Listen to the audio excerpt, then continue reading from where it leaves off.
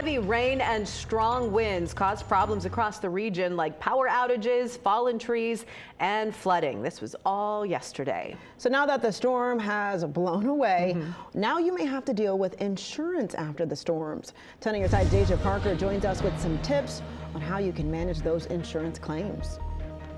Ladies, all eyes were on the wind. Look at this. Across the area, we got pictures of downed trees, power lines, and even some outages. And here in Portsmouth, we got a report of a home hit by lightning that caused a fire. Fortunately, that family was okay.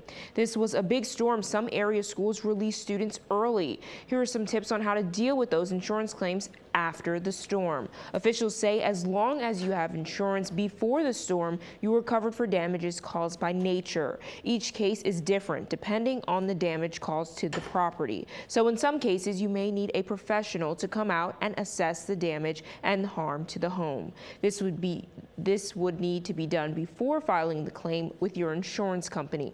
Also, if your car was impacted, for example, damaged by a branch, remember that that claim has to be filed through car insurance, not your home insurance. It's best to check in with your insurance provider about what to do for your specific case. In studio, I'm Deja Parker, 10 on your side.